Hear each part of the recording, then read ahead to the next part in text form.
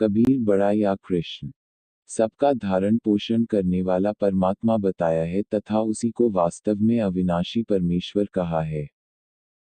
गीता अध्याय 15 श्लोक 16 में क्षर पुरुष तथा अक्षर पुरुष को नाशवान प्रभु कहा है। श्लोक 17 में उनसे अन्य पुरुषोत्तम उत्तम पुरुष यानी श्रेष्ठ परमेश्वर बताया है।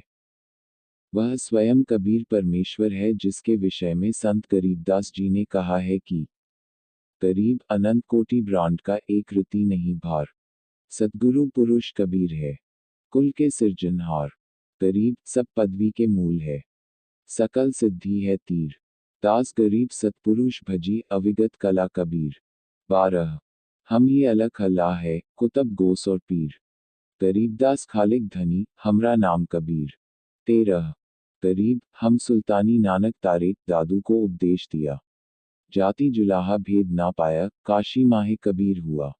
4 अर्थात संत गरीबदास जी ने परमेश्वर के साथ जाकर ऊपर के लोगों को आंखों देखा। तब बताया था कि जो काशी शहर भारत में कबीर नामक जुलाहा रहता था वह सबका संजनहार यानी उत्पत्तिकर्ता करतार है। उसके पास सब सिद्धियों हैं। इस काल ब्रह्म के लोक में तो 8 अष्ट सिद्धियों ही हैं।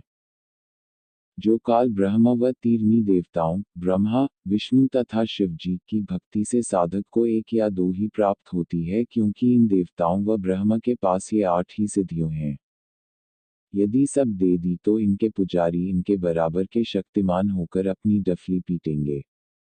इसलिए साधकों को एक या दो ही देते हैं। कबीर परमेश्वर जी के पास असंख्यों सिद्धियां हैं। इसलिए संत गरीबदास जी ने कहा है कि उस सत्पुरुष अविनाशी परमेश्वर कबीर को भजो जो स्वयं ही मेरे पास आए थे। परमेश्वर कबीर जी जब काशीनगर में जुलाहे की भूमिका करने आए थे तब पंडित रामानंद जी आचार्य से कहा था कि मैं ही वह अलग अल्लाह गुप्त परमेश्वर हूँ। मैं ही कुतुब गोस और पीर सतगुरु संत तथा जिंदा बाबा बनता हूँ। मैं कबीर ही खालिक धनी सारे संसार का मालिक है, मेरा नाम कबीर है। सूक्ष्मवेद तथा गीता अध्याय 15 श्लोक 1-4 तथा 16-17 को समझने के लिए संसार रूप वंश का चित्र प्रस्तुत किया है जिसमें मूल यानी सबका धारण पोषण करने वाला परमेश्वर कबीर दिखाया है। तना अक्षर पुरुष तथा डार्क्षर पुरुष काल ब्रह्म यानी गीता व चारों वेदों का ज्ञान देने वाला दिखाया तथा तीनों गुण रजगुण ब्रह्मा सत्गुण विष्णु तथा तमगुण शिव रूप शाखाएं बताई है। पते जीव जंतु दर्शाए हैं।